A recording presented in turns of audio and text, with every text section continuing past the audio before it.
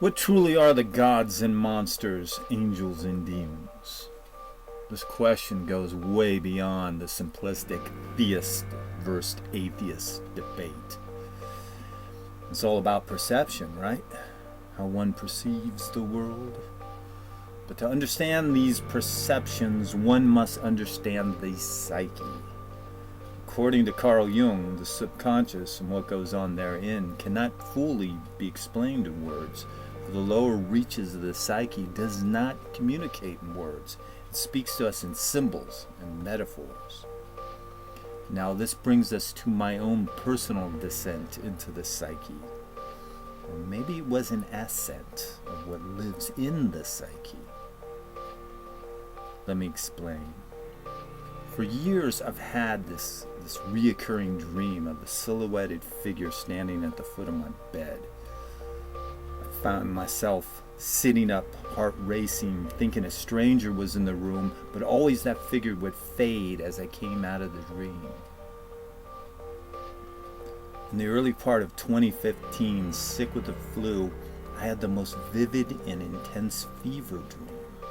I dreamt I was watching a documentary on a rather large television, and on the screen was a rocky hillside, cliffs and great boulders, the sky the color of slate.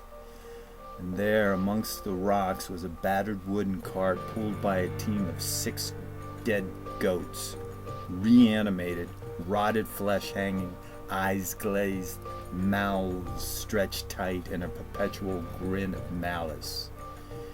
And in the back of the cart stood a tall figure in a robe of gray.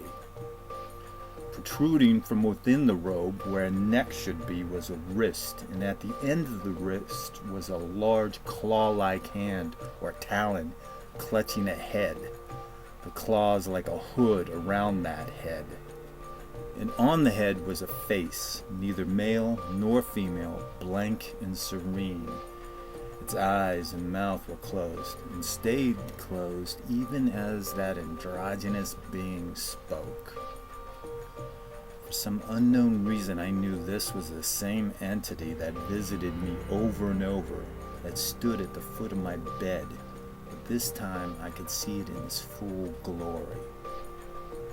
As I watched that fantastic documentary, a name came on the screen. Soter. I woke up saying that word. Now, a couple of weeks after that dream, I was watching a video on Gnostic philosophy. Being interviewed was a woman who had written a book on Dionysus, and as she described the Greek god of wine and revelry, she used the ancient Greek word for savior, Soter. I felt my brain flip in my skull when I heard the word. I replayed the video over and over again. Had I heard it correctly? The word was Soter. Not long after that, I had another dream while I was visited by a certain dead German dictator with a funny little mustache. And he was begging me to get in touch with Soter so he could ask him for advice.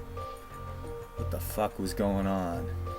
I can only guess that I had read the word Soter before and buried it somewhere deep in my subconscious.